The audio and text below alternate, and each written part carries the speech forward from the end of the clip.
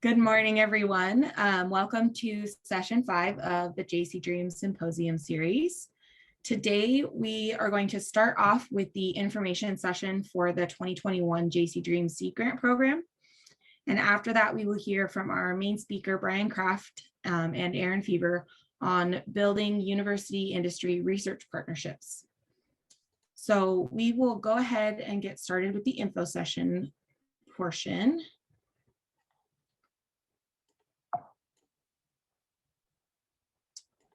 Aaron and I will be just kind of talking through framing the JCDREAM Seed Grant Program, and then move into this year's RFP and provide some additional context. After that, Aaron will give the director's perspective on the RFP and some of the issues and focus areas surrounding it. And then we will open up for Q&A on the info session portion. And then at approximately 10 o'clock, we'll kick off the main session with Brian Kraft on building industry university research partnerships. As I go through the details of the RFP, please feel free to ask questions you have in the chat at any time. Use the chat function of Zoom, and we will have some time for Q&A before we wrap up this section. We'll address any questions that are relevant to the group at that time. We're also happy to take any questions that are maybe pertaining to a specific project as well, but there's a chance that we'll just answer those offline on an individual basis. So please write any questions you have in the chat as we go along, and we'll do our best to get to all of the questions live. This meeting is also being recorded, and it will be uploaded to the JCDREAM website later this week. And we'll get started. Okay, so 2021 will be the fourth round of seed grants that we're awarding here at JCDREAM. The seed grant program is a key part of our mission at JCDREAM, so I figured I'd go ahead and share that mission with you. Our vision in our picture for the future is that the deployment of earth-abundant materials and recycling will enable clean energy and low carbon transportation technologies to grow without the adverse environmental and human rights impacts associated with critical materials. And our strategy in order to achieve that mission is to continuously grow JCDREAM's capacity to promote clean energy, recycling, and earth-abundant solutions through educational outreach and connecting Washington State researchers, industry, and government around funded programs in earth-abundant materials. So the seed grant program plays directly into that second portion of connecting Washington State researchers, industry, and government around it, for example, this particular funded program. So the seed grant program enables us to find the researchers that are making progress in the various fields that are going to make a difference in critical materials issues. We can then help that research along through JCDREAM seed funding and by facilitating partnerships that can lead to further opportunities like federal grants or commercialization. All of this is aimed at creating the network of researchers, industry partners, projects, and facilities that can help accelerate the technology and solutions necessary for the clean energy future. So I'm going to take you through the RFP with some additional context in hopes of making your proposal process go more smoothly. The seed grant process is made up of a few different resources this year. First off, jcdream.org is the home of everything that you'll need to submit a proposal. If you navigate to jcdream.org and click on the funding in the top menu, this page has the links to the official announcement, a template for the official submission form, and the actual form for when you're ready to submit. I'll also put a recording to this, link to this recording once I've uploaded it.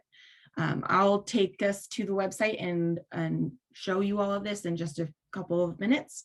But first, we will talk about some of the important dates. So proposals for the 2021 seed grants are due May 15th, 2021, which is a Saturday, by 11:59 p.m. The period of performance for this year's seed grants ends at the end of this fiscal year, which is June 30th, 2022. At this time, we expect that we'll be able to fund up to 7 awards, but this is contingent upon the size of awards that people request through their proposals. The minimum ask for proposals is $5,000 and the maximum is $25,000.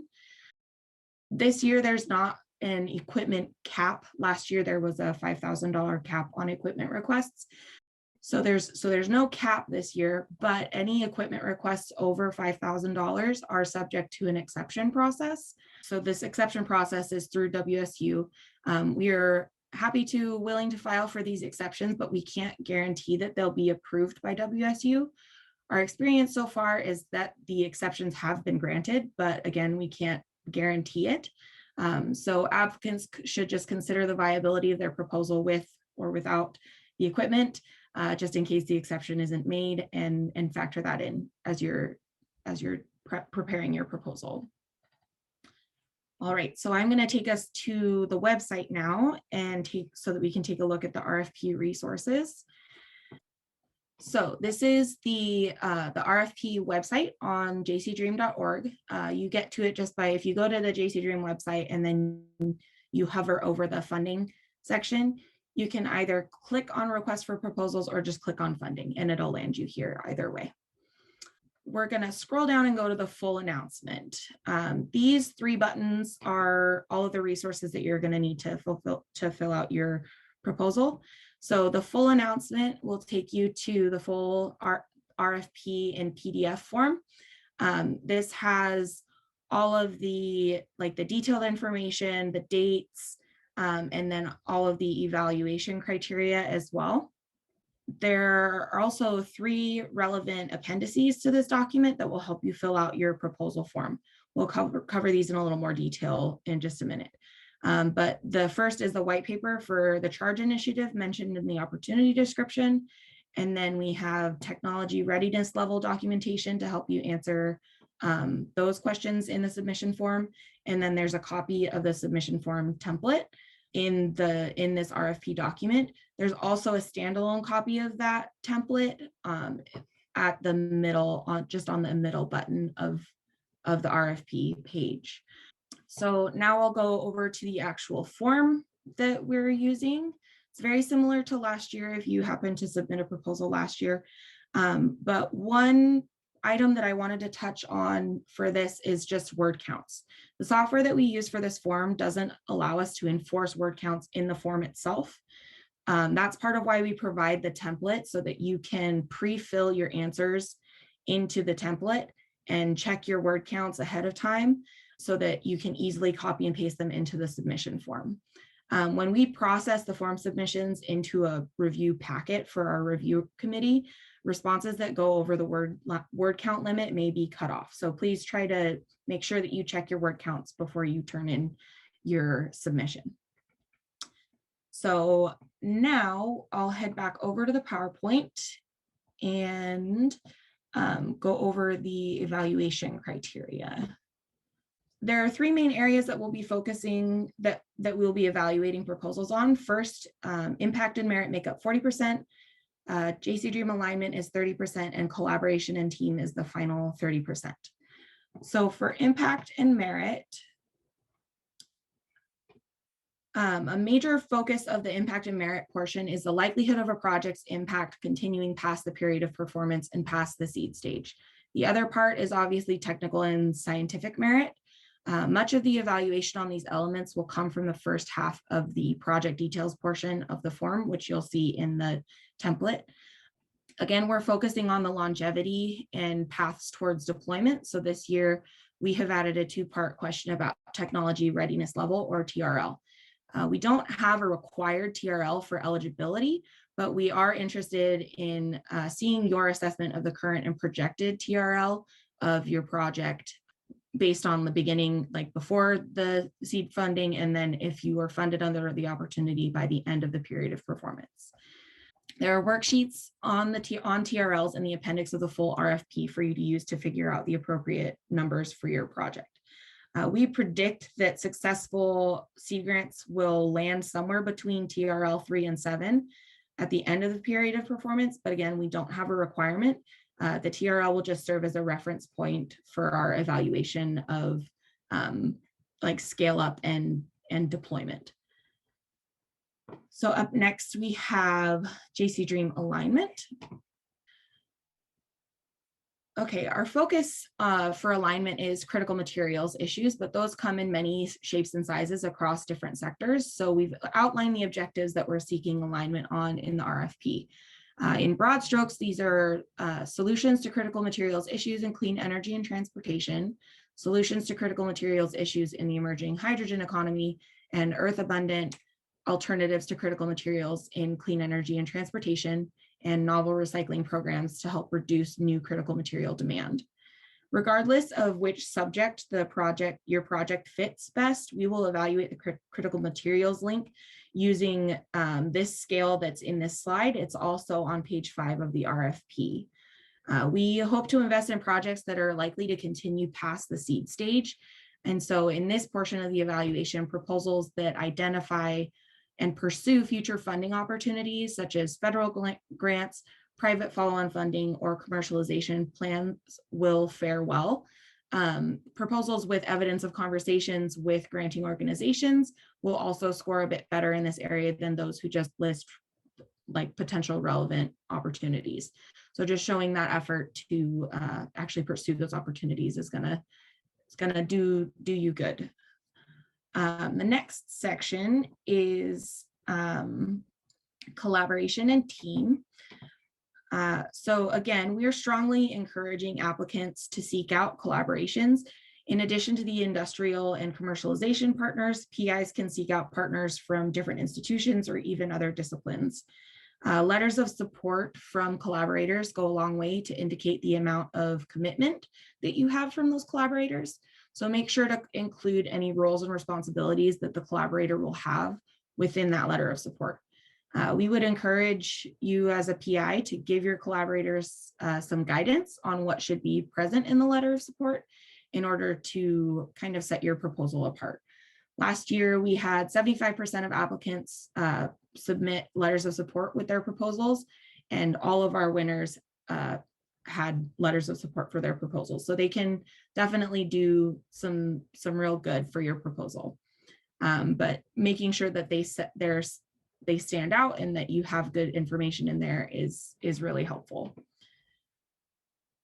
So this is the scale that we'll use to evaluate collaborations, and this can also be found on page 6 of the RFP.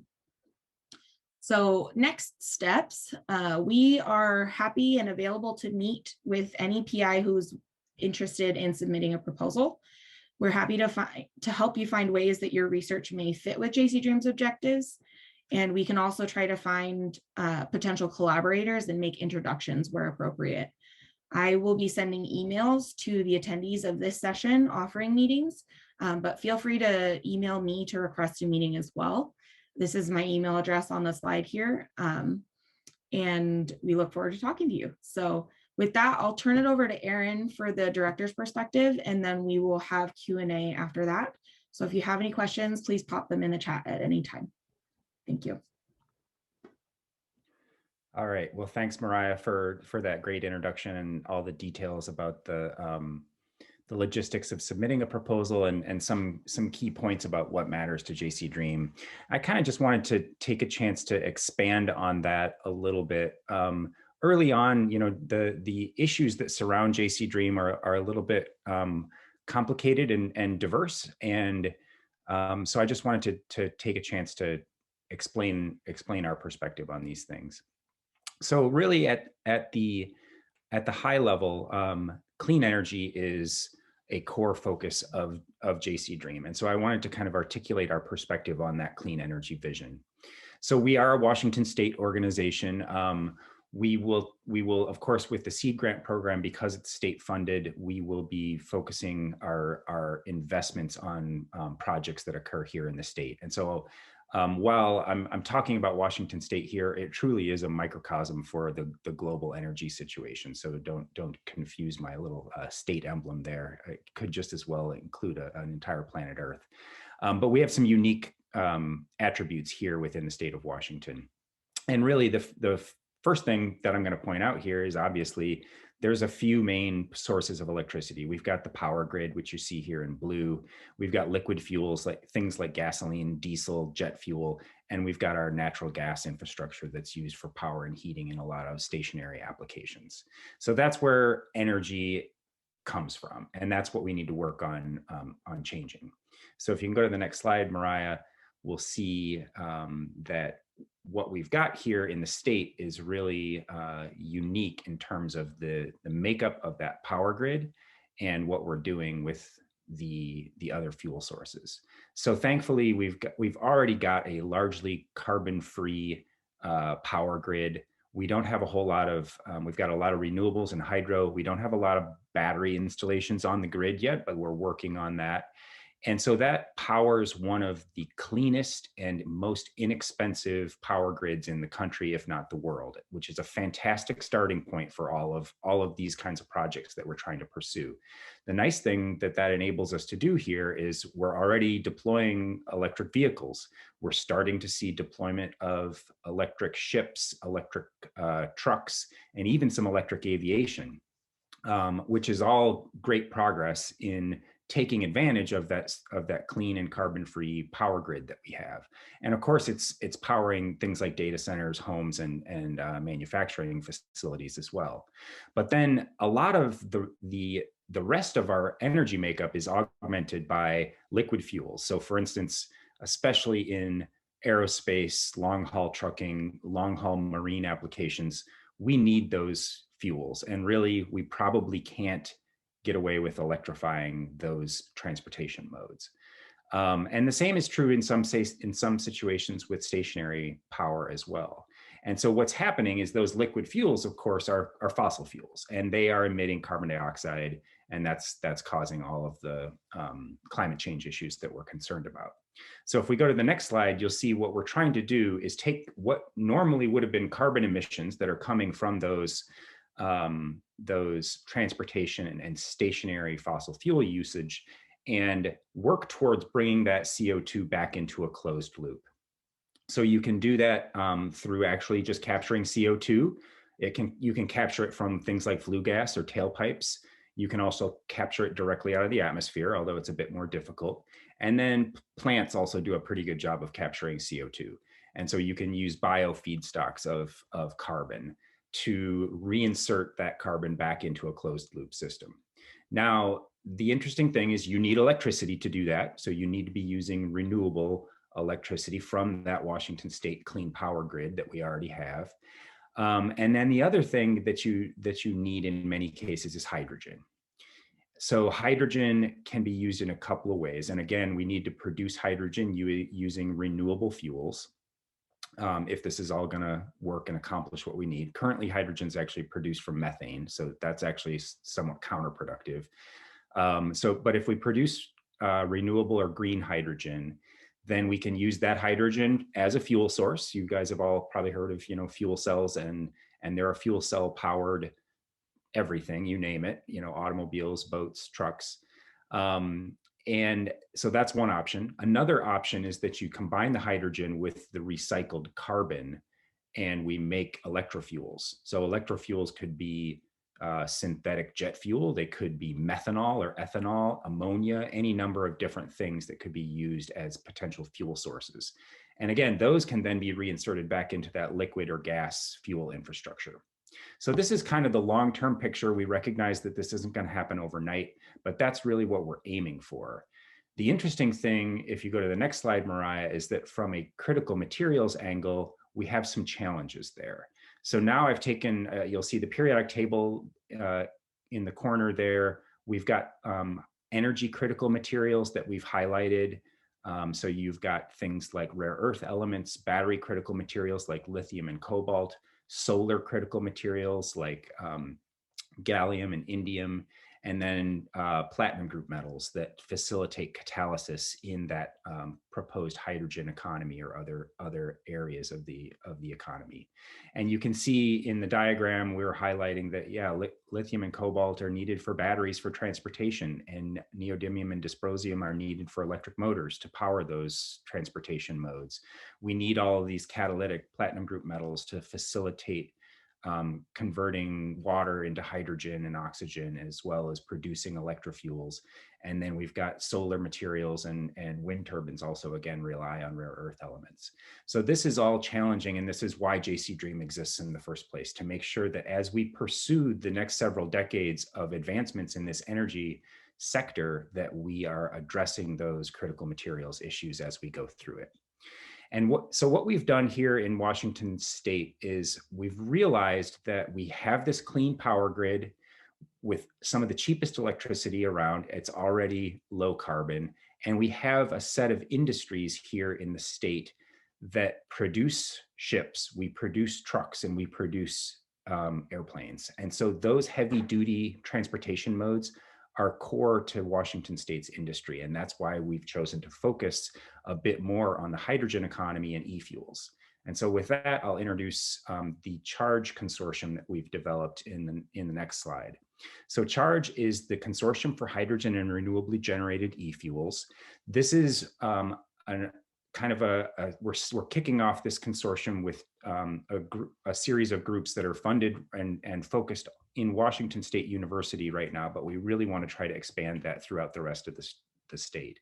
So JCDREAM, the Hyper Lab, ESSIC, which has as members of its organization a lot of the power grid operators and utilities in the state.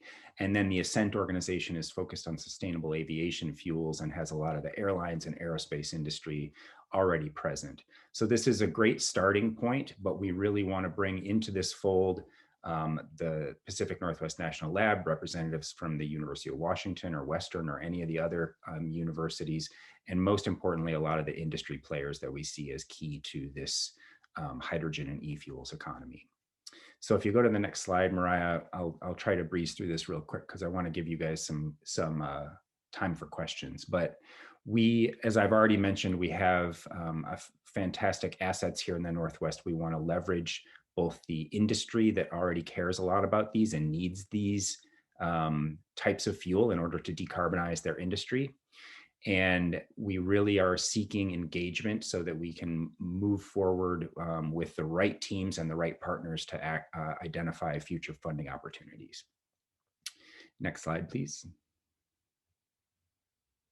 So I've kind of already mentioned this, but I want to just state overtly that unfortunately, we don't believe electrification of these transportation modes can do all of it. Don't get me wrong, I'm a battery person and have been for the last couple decades. And if we could do everything with a clean power grid and electric batteries, that would be fantastic. It's the most efficient way to clean up our transportation.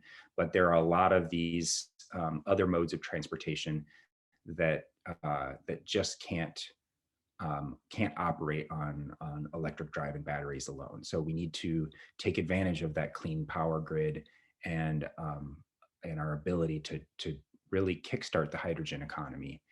And that's why our focus in this area.